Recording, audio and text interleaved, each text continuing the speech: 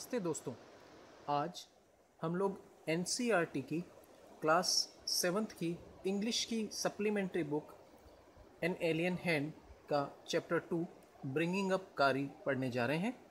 इसके लेखक हैं श्री धन गोपाल मुखर्जी, जिन्होंने सन 1922 में एक नॉवल प्रकाशित किया था जिसका शीर्षक था ब्रिंगिंग अप कारी।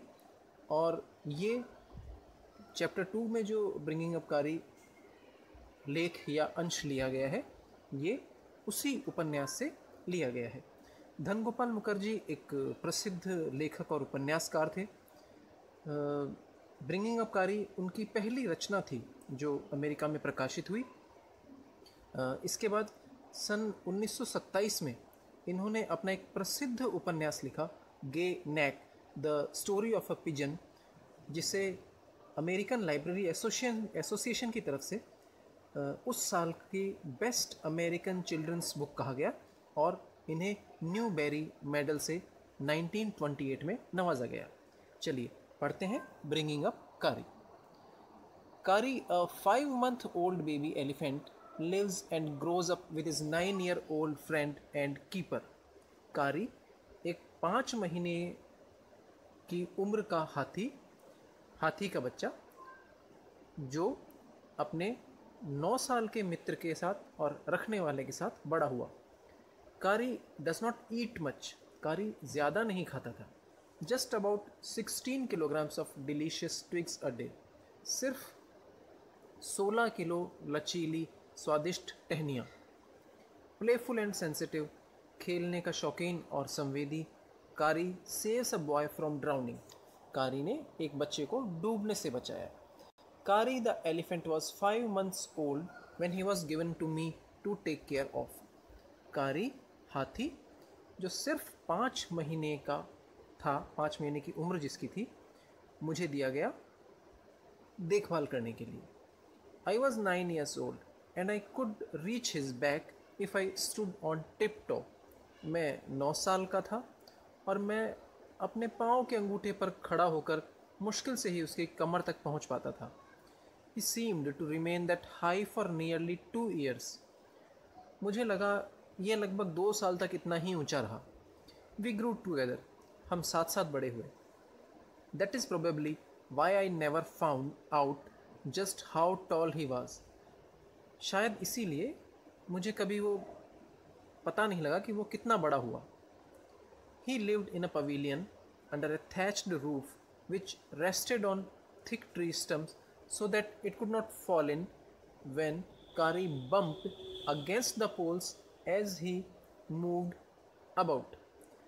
वह एक मंडप नुमा कमरे में, मंडप नुमा जगह पर रहता था जो एक फूस की छत यानी कच्चे घास फूस की छत से बना हुआ था, जो 3 पेड़ के तनों पे टिका हुआ था, जिससे जब भी कारी उसमें आसपास घूमे या टकराए तो वो पोल्स या वो खंबे गिरे नहीं। One of the first things Kari did was to save the life of a boy, Kari ने पहले जो महत्वपूर्ण चीज़ें की वो ये थी कि उसने एक बच्चे की जान बचाई।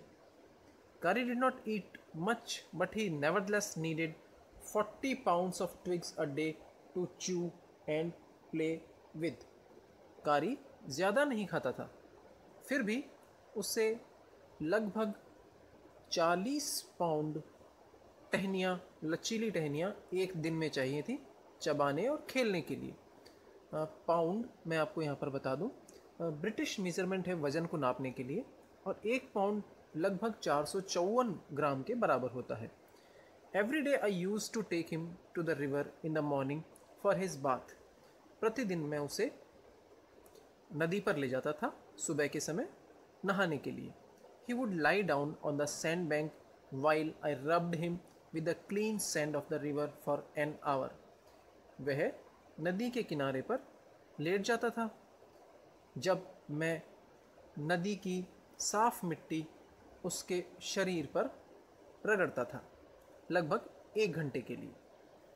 After that he would lie in the water for a long time, उसके बाद वह लंबे समय तक पानी में लेटा रहता था।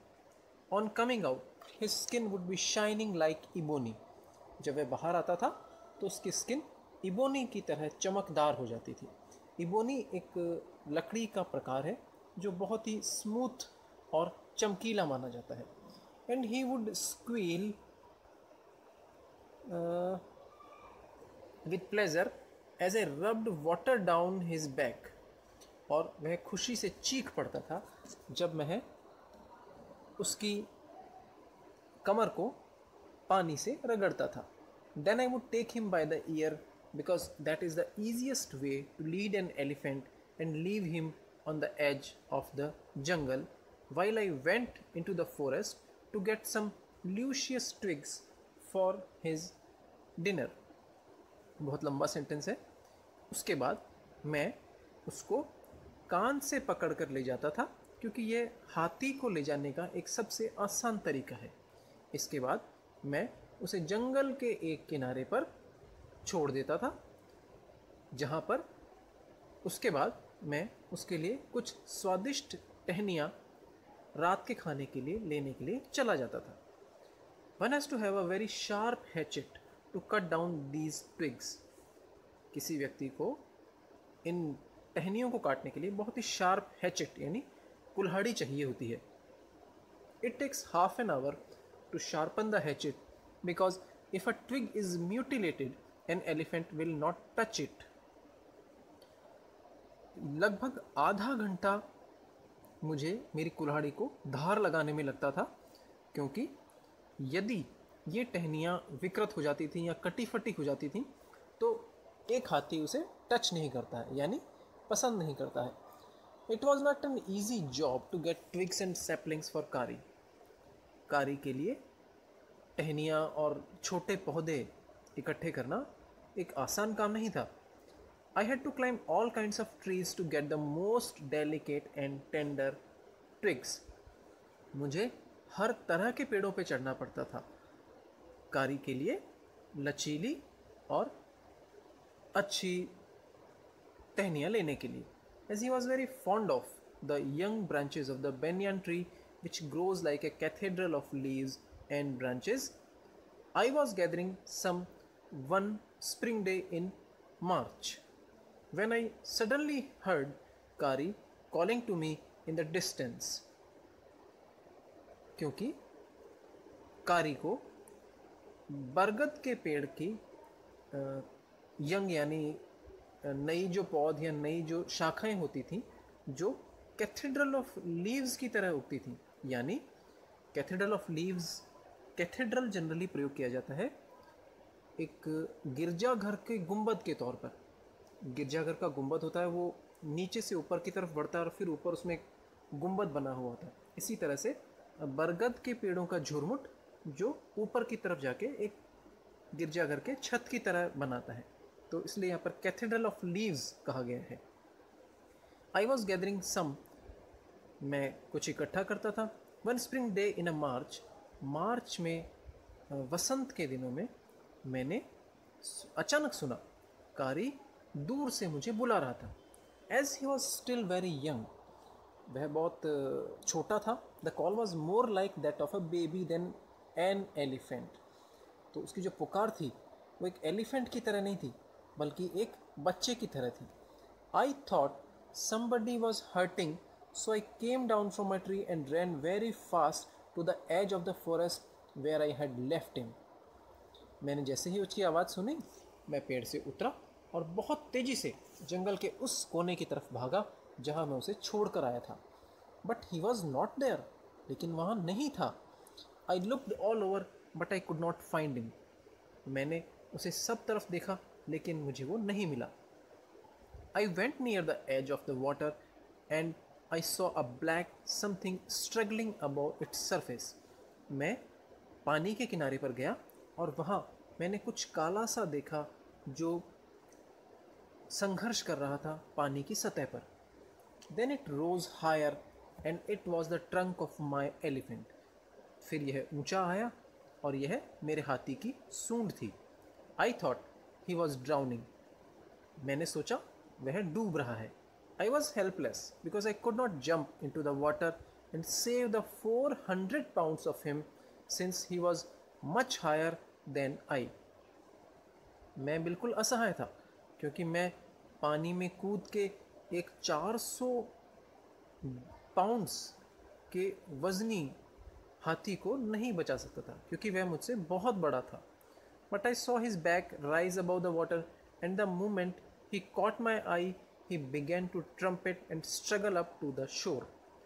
लेकिन मैंने देखा कि उसकी कमर ऊपर आ रही थी और जैसे ही he caught my eye, मेरी नज़रें उससे मिली, he began to trumpet and struggle up to the shore. वह ट्रम्पेट यानी उसने ज़ोर से चिंगाड़ मारी और किनारे पर आने के लिए संघर्ष करने लगा. Then still trumpeting, he pushed me into the water, and as I fell into the stream, I saw a boy lying flat on the bottom of the river. और चिंघाड़ते हुए उसने मुझे पानी में धक्का दिया और जैसे ही मैं नदी में या धारा में गिरा, मैंने नदी के पैंदे में एक बच्चे को सीधा लेटे हुए पाया. He had not altogether touched bottom but was somewhat afloat. वह नीचे बिल्कुल नदी के पैंदे को टच नहीं कर रहा था लेकिन वहाँ पर बह रहा था. I came to the surface of the water to take my breath and there Kari was standing. मैं वापस पानी की सतह पर आया सांस लेने के लिए और देखा कारी वहाँ खड़ा था.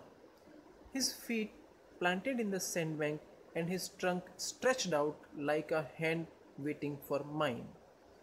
मैंने देखा कारी वहाँ पर खड़ा हुआ था, उसके पांव मिट्टी में धंसे हुए थे और सूंड एक हाथ की तरह खींची हुई मेरा इंतज़ार कर रही थी. I dived down again and pulled the body of the drowning boy to the surface, but not being a good swimmer, I could not swim ashore and the slow current was already dragging me down. मैं वापस पानी में गोता लगाया और मैंने बच्चे को सरफेस पे यानी सतह पर लेने की कोशिश की, लेकिन एक अच्छा तैराक नहीं होने के कारण मैं किनारे तक नहीं आ सका और धारा नदी की धारा जो थी उसने मुझे वापस नीचे की ओर खींच लिया. Seeing us drift by in the current, Kari, who was usually slow and ponderous, suddenly darted down like a hawk and came halfway into the water, where I saw him stretch out his trunk again. हम लोगों को पानी में बहता देख कारी, जो एक धीमा और भारी भरकम सा था, उसने अचानक से बाज की तरह पानी में वो नीचे आया और पानी में उसने लगभग आधा सफ़र तय किया, जहां उसने अपनी सूंड को स्ट्रेच किया यानी खींचा, मेरे हाथ को उठाया, लेकिन यह स्लिप हो गया या फिसल गया. I found my self going under the water again. मैंने अपने आप को वापस से पानी में पाया, but this time I found that the water was not very deep. लेकिन इस बार मुझे लगा कि पानी उतना गहरा नहीं है. So I sank to the bottom of the river and doubled my feet under me and then suddenly kick the river bed and so shot upwards like an arrow. उसके बाद जब मुझे पता लगा कि पानी इतना गहरा नहीं है, तो मैं नदी में वापस नदी के पैंदे की तरफ डूबा और मैंने वहाँ अपने पाँव को मोड़ते हुए, डबल्ड माई फीट से मतलब है पाँव को नीचे मोड़ के वापस से ऊपर की तरफ धक्का लगाया और सो शॉट अपवर्ड्स लाइक एन, और एक तीर की तरह ऊपर आया. In spite of the fact, इस तथ्य को छोड़ते हुए या इस तथ्य के बावजूद भी, that I was holding the drowning boy with my hand, कि मैंने एक डूबते हुए बच्चे को मेरे हाथ से पकड़ा हुआ है. As my body rose above the water, I felt a lasso around my नेक.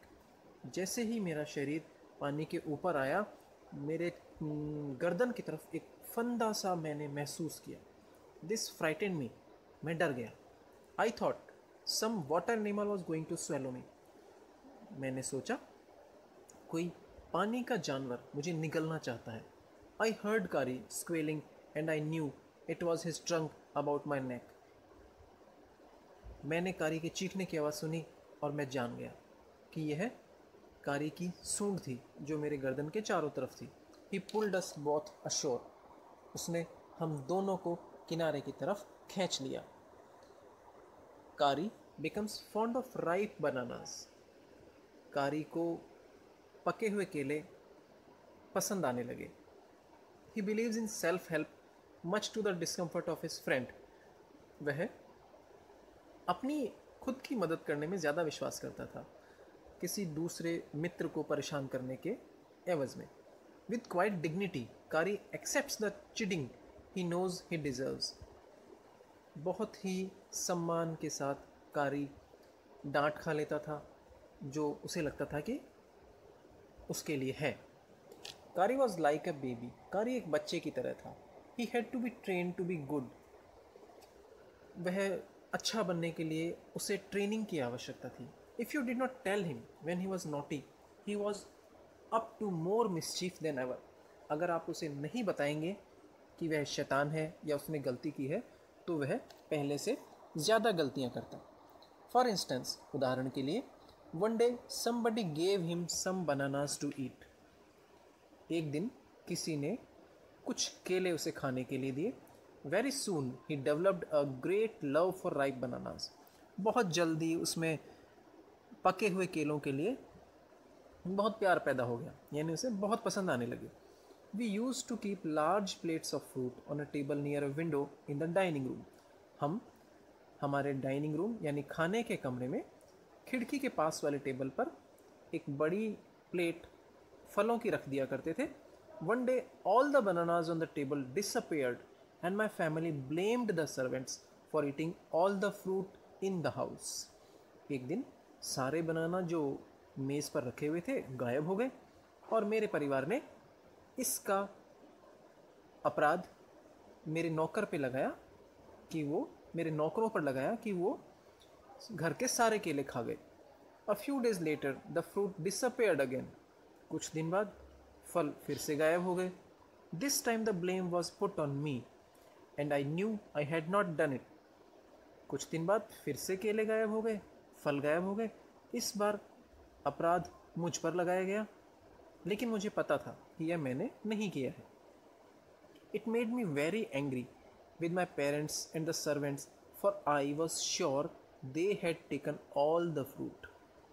मुझे इससे बहुत गुस्सा आया अपने माता पिता पर और नौकरों पर। मैं बिल्कुल आश्वस्त था कि ये सारे फल उन्होंने ही लिए हैं। The next time the fruit disappeared I found a banana all smashed up in Kari's pavilion.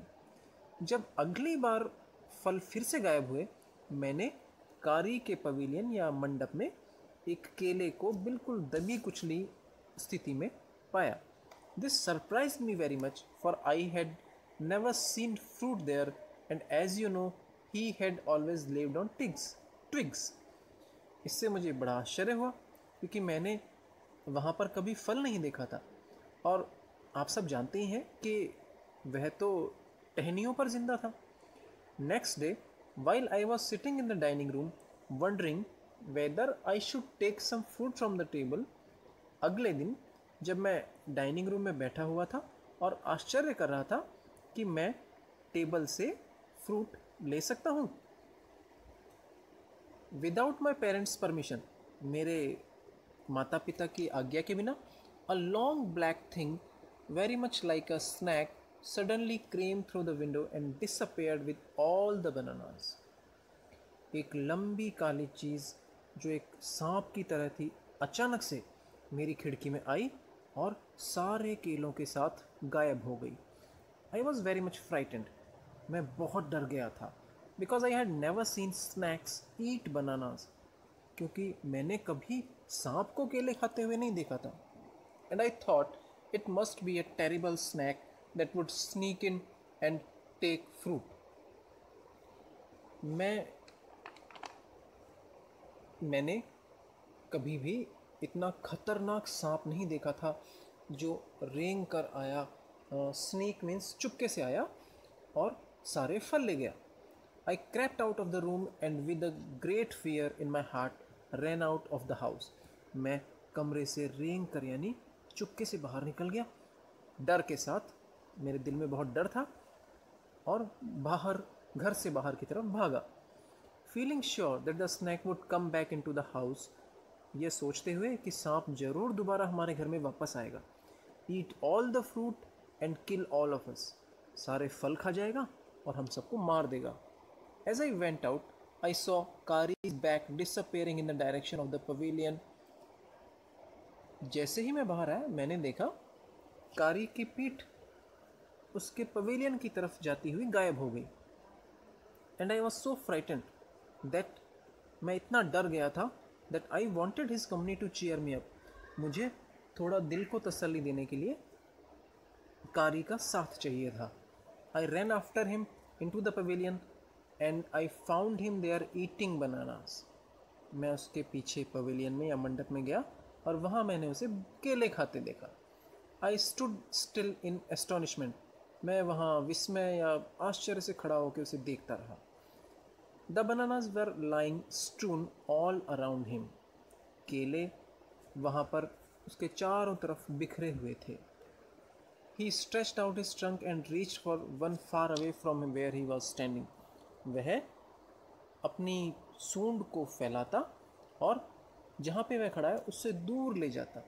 That instant the trunk look like a black snack, और उसकी सूंड ही एक काले सांप की तरह दिखती थी।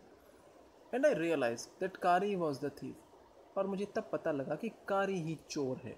आई वेंट टू हिम, मैं उसके पास गया, pulled him out by the ear and joyously showed my parents that it was Kari and not I that had eaten all the fruit these many weeks. मैं उसके पास गया और उसे कान पकड़ के खींचा और खुशी से अपने माता पिता को दिखाया कि मैं नहीं, ये कारी ही था जो पिछले हफ्तों से सारे फल खाता था। Then I scolded him for elephants, तब मैंने उसे डांटा।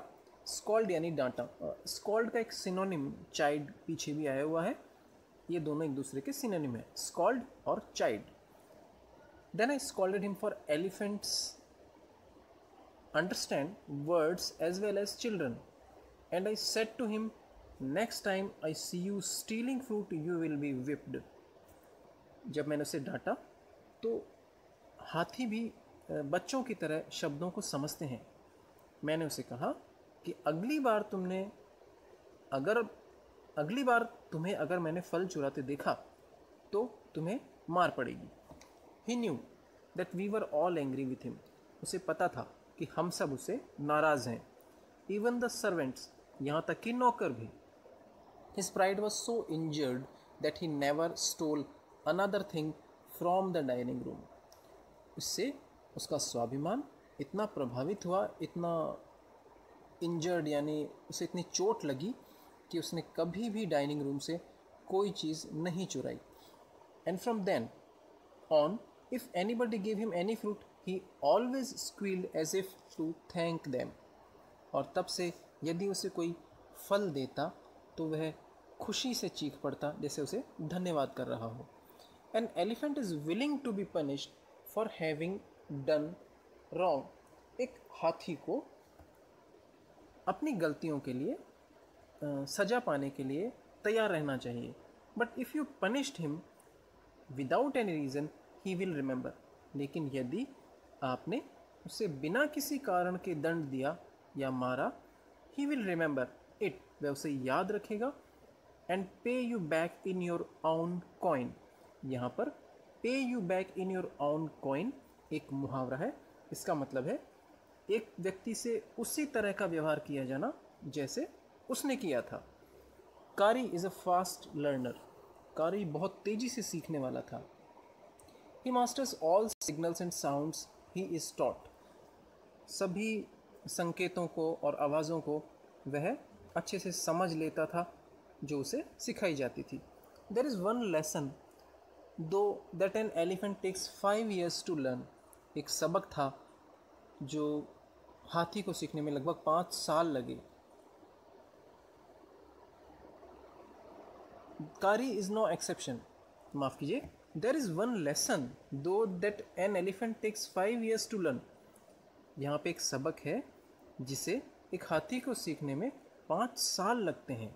कारी इज़ नो एक्सेप्शन, कारी भी इसका अपवाद नहीं था। An elephant must be taught when to sit down, when to walk, when to go fast and when to go slow। एक हाथी को सिखाया जाना चाहिए कब बैठना है, कब चलना है, कब तेजी से जाना है और कब धीरे होना है। You teach him these things as you teach a child. आप उसे ये चीज़ें सिखा सकते हैं जैसे एक बच्चे को सिखाते हैं। इफ़ यू से धत and pull him by the ear, he will gradually learn to sit down. अगर आप धत कहते हैं और उसे कान से खींचते हैं तो वह धीरे धीरे बैठना सीखेगा। सिमिलरली इफ़ यू से माली, ऐसे ही यदि आप कहते हैं माली and pull his trunk forward और उसकी सूंड को आगे खींचते हैं, he will gradually learn that it is the signal to walk. वह आप माली कहते हैं और उसकी सूंड को आगे पकड़ कर खींचते हैं तो वह धीरे सीख जाएगा कि यह चलने का लक्षण है। कारी लर्नड माली आफ्टर 3 लेसन्स। कारी माली वाला सबक तो 3 सबक में ही सीख गया।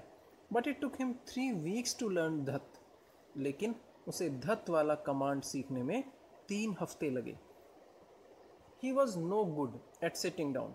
वह बैठने में अच्छा नहीं था।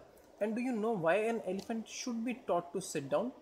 और क्या आपको पता है माफ़ कीजिए, क्या आपको पता है एक हाथी को बैठना सिखाया जाना चाहिए?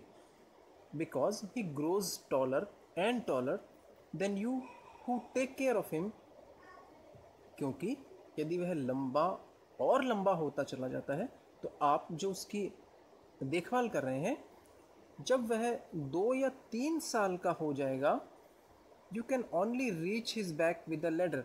तब आप उसकी पीठ पर बिना एक सीढ़ी की मदद के नहीं पहुंच सकते। इट इज़ देयरफॉर, इसीलिए better to teach him to sit down by saying धत so that you can climb upon his back, for who would want to carry a ladder around all the time.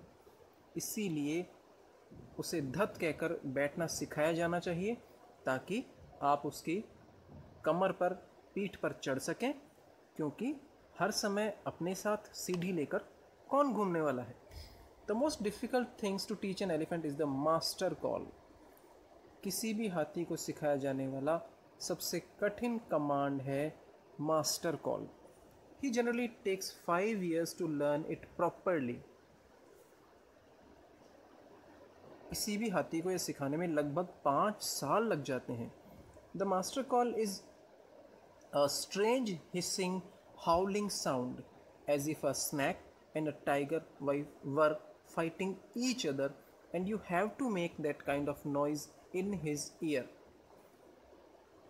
Master call एक तरह की अजीब आवाज़ है जिसमें hissing यानी सांप की आवाज़, हाउलिंग यानी शेर की दहाड़ की आवाज़ बनाई जाती है, जैसे एक सांप और शेर आपस में लड़ रहे हो।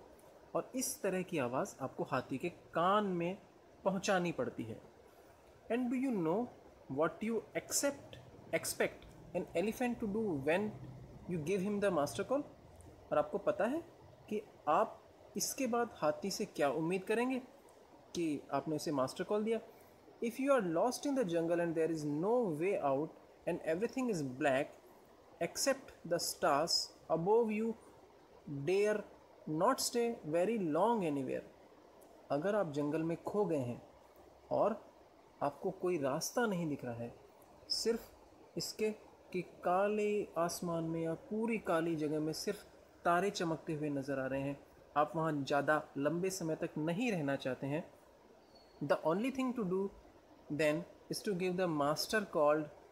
तो सिर्फ एक ही चीज़ बचती है कि आप मास्टर कॉल दें। And at once the elephant pulls down the tree in front of him with his trunk. और हाथी अपने सामने जो भी पेड़ आ रहा है उसे खींच कर निकाल दे। This frightens all the animals away. इससे सारे जानवर डरकर भाग जाएंगे। As the tree comes crashing down, monkeys wake from their sleep and run from branch to branch। जैसे ही पेड़ क्रैश डाउन यानी गिरने लगेंगे, बंदरों की नींद खराब हो जाएगी और वे इस तरफ से उस तरफ भागने लगेंगे। You can see them in the moon light, आप उन्हें चांद की रोशनी में भी देख सकते हैं। And you can almost see the stags running in all directions below, और आप देखेंगे हिरण चारों तरफ भाग रहे हैं। You can hear the growl of the tiger in the distance, आप दूर से बाघ यानी टाइगर की गुर्राने की आवाज़ भी सुन सकते हैं। इवन ही इज़ फ्राइटन, यहाँ तक कि वह भी डर जाएगा। Then the elephant pulls down the next tree and the next and the next, और तब हाथी पेड़ों को गिराता चला जाएगा और आगे और आगे और अगले और अगले। Soon you will find that he has made a road right through the jungle straight to your house, जल्दी ही आपको पता लगेगा कि उसने अपने घर से, आपके घर से सीधे जंगल तक एक सड़क यानी रास्ता बना दिया है। दोस्तों, इस तरह से आज हमने इस चैप्टर को पढ़ा और समझा। नीचे इसके लेखक धनगोपाल मुखर्जी, जिनका जिक्र मैंने शुरू में किया, उनका नाम लिखा हुआ है, और उपन्यास नॉवेल का नाम फ्रॉम कारी द एलिफेंट, जिससे इस चैप्टर में अंश लिए गए हैं। अगले वीडियो में हम इस चैप्टर के क्वेश्चन आंसर्स को समझेंगे और डिस्कस करेंगे। वीडियो देखने के लिए बहुत बहुत धन्यवाद।